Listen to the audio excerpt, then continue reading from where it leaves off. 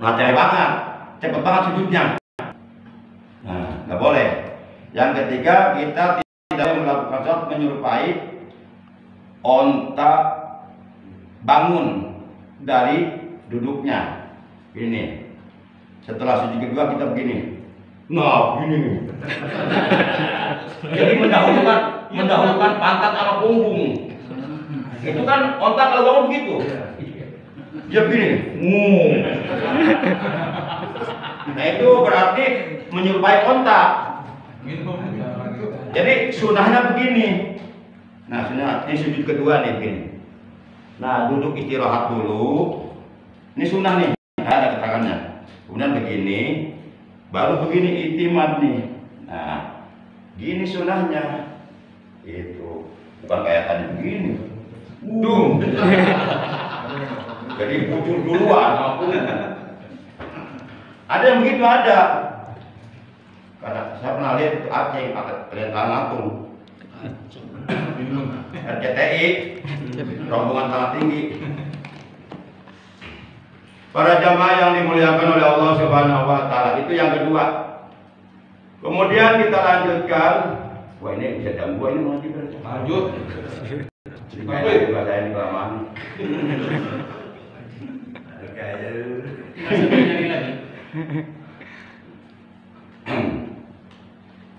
Kemudian summa jab'atihi, kemudian meletakkan jidatnya. Ini jidat, jabhatun jidat. Nah, ini jabhatun, ini hajibun, ini ainun, ini anpun, ini hodun, ini asnanun, ini sapatun, ini lihyatun, ini ujunun, ini yadun. Udah apa semua deh. Lamaan. Ini batnun, ini suratun, ini abdul goblakun. Abdul goblakun. Baik. Nah, summa jabhatihi, kemudian meletakkan jidatnya, wa anfihi, dan hidungnya, ma'an, secara berbarengan, secara bersamaan. Jadi ketika kita melakukan sujud, mau melakukan sujud, disunahkannya pertama wadkur rukbataini, meletakkan kedua lutut dengan merenggang antara lutut kanan lutut kiri kira-kira 1 jeng. Summa kapai, baru kita meletakkan kedua telapak tangan gitu. Hadwa min kibai, yang sejajar, pangkal telapak tangan sejajar dengan bahu, dan jari jemarinya dibentangkan ke depan sehingga ujung jari semua menghadap ke arah kiblat. Itu sunahnya seperti itu, bukan dikepalkan begini. Itu. Dan dengan terangkat dari tanah, dari bumi, dari lantai. Karena kalau misalnya angkat-angkat, sikunya nempel, berarti itu kayak menyerupai kayak anjing depak. Nggak boleh itu. Para jamaah yang dimuliakan oleh Allah Subhanahu wa Ta'ala.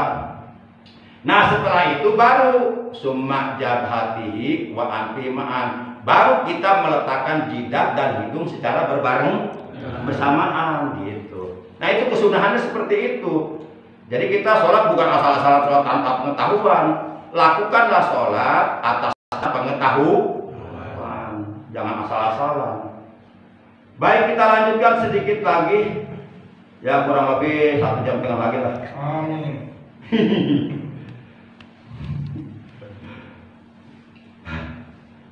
Udah capek belum? Benar nih. Jangan ada dusta di antara kita. Baik. Kemudian selanjutnya watafriku kodamaihi, dan disunahkan agar merenggangkan kedua telapak kaki kodrosibrin, kira-kira ukuran 1 jengkal. Nah, itu kesunahannya. Jadi kalau sujud, nanti telapak kakinya jangan dirapatkan begini. Rapat nggak? Jangan. Ini makruh. Begini rapat tuh. Ini makruh. Kelihatannya rapat ya. Yang ono belum. Ini makruh begini. Ono belum. Ono bahasa ada orang.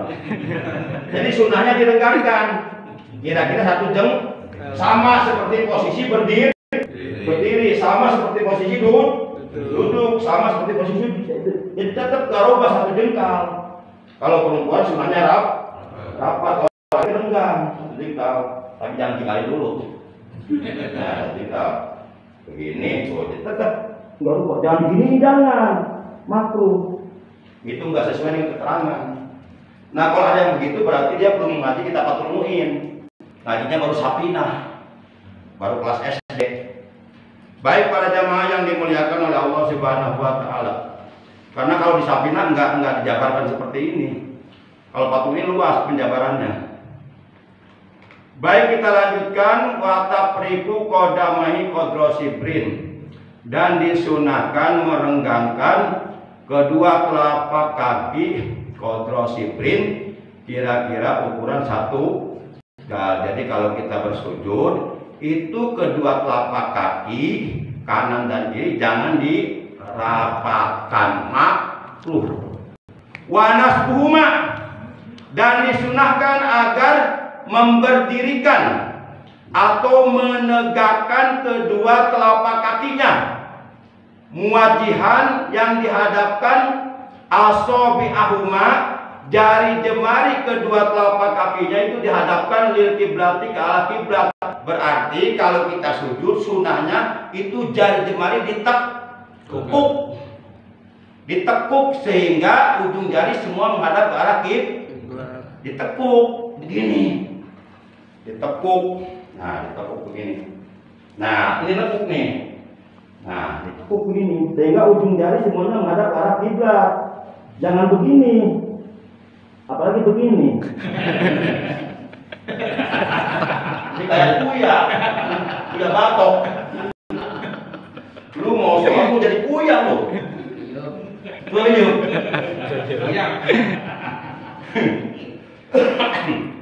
Jadi sunahnya ditekuknya, telapak kaki ditegakkan, ujung jari perut jari jemari ditekuk sehingga ujung jari menghadap kiblat. Itu sunahnya seperti itu supaya sujud kita sempurna. Nah, kita makan aja pengen sempurna nggak cukup nasi, betul nggak?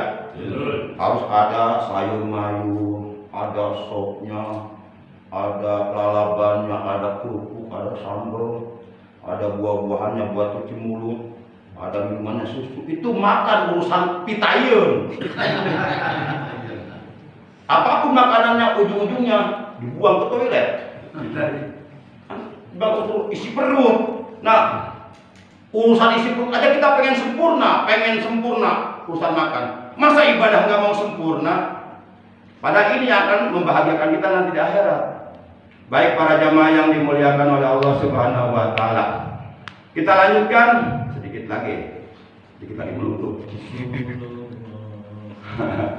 Nah, itu Pak Suwarno udah pengen ngopi, kelihatan.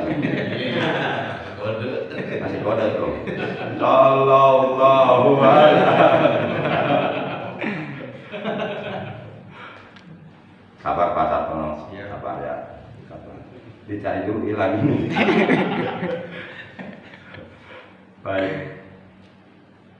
Kemudian kesunahan sujud selanjutnya wa yusanu, dan disunahkan opo pathu ainai, membuka kedua matanya halata sujud pada waktu sedang melakukan sujud, kama qalahu Ibnu Abi Salam, sebagaimana Ibnu Abi Salam telah menerangkannya, wa aqarahu, dan telah menetapkannya terhadap keterangan Ibnu Abi Salam sopo Al-Jarkasi, Imam Jarkasi. Ini ulama besar semua ini.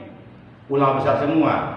Nah, kesunahan sujud berikutnya, pada waktu kita bersujud, ini kedua mata jangan merem, jangan dipejamkan, sunahnya dibuka. Kedua mata kita melihat ke tempat sujud, sunahnya. Kecuali kalau ada ujur, misalnya matanya lagi sakit atau belekan. Nah, itu lain lagi kalau ada ujur mah. Tapi kalau mata normal, nggak ada ujur, nggak sakit apa, disunahkan pada waktu bersujud kedua matanya dibuka, jangan dipejamkan. Kemudian terakhir wa yukrahu, dan dihukumi makruh. Nah, berarti Kalau kita melakukan kemakruhan di dalam sholat, itu artinya pahala sholat kita enggak sempurna. Jadi sholatnya enggak sempurna, pahala sholatnya dikurangi kalau kita melakukan kemakruhan di dalam sholat. Ayo, mendingan melakukan kemakruhan di dalam sholat, mendingan kemakruhan di luar sholat. Mendingan di luar sholat. Contoh kemakruhan yang kita lakukan di luar sholat, merokok. Kita merokok di luar sholat, nggak pernah kita merokok dalam keadaan sedang sholat. Berarti kita melakukan kemakruhan di luar sholat itu masih mending daripada melakukan kemakruhan di dalam sholat. Banyak orang kalau rokok anti, bukan makruh lagi, haram. Tapi ketika sholat dia melakukan kemakruhan di dalam sholat. Rokok makruh, tapi dia suka jengkol, suka pete. Jengkol sama pete juga makruh, coy. Kamu harus komitmen dong.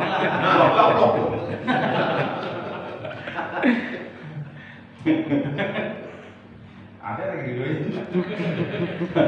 Wa yukrahu dan dihukumi makruh. Mukhalafatu tartibi, menyalahi ketertiban al-majkuri yang telah disebutkan tadi.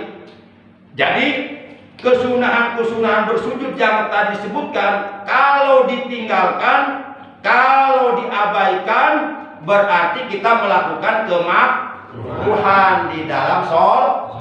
Contoh seperti tadi kan disunahkannya meletakkan lutut dulu, baru kedua telapak tangan. Nah kita sebaliknya melakukannya tangan dulu, baru lutut. Setelah itu tangannya kedap, berarti melakukan kemakruhan, itu namanya. Nah itu makruh. Nah berarti mengurangi kesempurnaan sholat. Sholatnya cacat, ibarat kita kurban pakai hewan kurban yang telinganya cuma sebel, atau enggak ada ekor, atau matanya pit, atau badannya kurus banget nggak bergaji. Kayak itu nggak sah kurbannya. Para jamaah yang dimuliakan oleh Allah Subhanahu wa taala, sedikit lagi. Dari tadi sedikit lagi ya. Saya lagi muji Pak Soeharto nih, marah nggak Mas Arias? Kalau marah kewalat ya. Baik. Kemudian wa adamu wadil anfi. Dan makruh hukumnya adamu wadil anfi. Tidak adanya meletakkan hidung pada tempat sujud. Jadi kalau kita selama ini sujud, hidungnya enggak pernah diletakkan, hidungnya enggak pernah ditempelkan di tempat sujud karena sayang hidungnya maju takut pesek. Nah berarti selama ini kita sujudnya melakukan kemakruhan, sujudnya sempurna. Lah kalau sujudnya nggak sempurna, boleh jadi sujudnya nggak benar nanti. Sholatnya nggak sah, bisa jadi. Jangan menyepelekan perkara sunnah. Justru perkara sunnah itu bisa menyempurnakan perkara wajib fungsinya. Maka jangan menyepelekan perkara sunnah. Baik, kita lanjutkan nanti malam Sabtu yang akan datang, masih panjang ini. Ini baru dikaji 1 baris, 2 baris, 3 baris, 1, 2, 3, 4, baru 5 baris nih. Tadi yang saya baca tadi kurang lebih itu 12 baris. Ini baru dikaji 5 baris, berarti sisanya 7 baris lagi nanti insya Allah malam Sabtu yang akan datang. Mudah-mudahan panjang umur semua, sehat semua, barokah semua, hasil maksud semua. Mudah-mudahan dosa kita diampuni oleh Allah Subhanahu wa taala. Amal kebaikan, amal ibadah yang kita kerjakan semoga diterima oleh Allah Subhanahu wa taala. Amin ya Allah ya rabbal alamin. Para jamaah yang dimuliakan oleh Allah Subhanahu wa taala, demikian tali kita malam ini, kurang lebihnya saya mohon maaf. Terima kasih atas kehadirannya, atas perhatiannya. Apabila nanti umpama ada yang mau ditanyakan, silahkan nanti ditanyakan sambil kita ya nyantai lah, sambil rileks, sambil ngopi-ngopi, sambil ngobrol-ngobrol lah. Iya, baik. Mari kita tutup tali kita malam ini dengan ucapan hamdalah. Alhamdulillahirabbil alamin. Subhanakallahumma wa bihamdika asyhadu an la ilaha illa anta wahdaka la syarika laka astaghfiruka wa atubu ilaik. Astaghfirullah. Rabbal baraya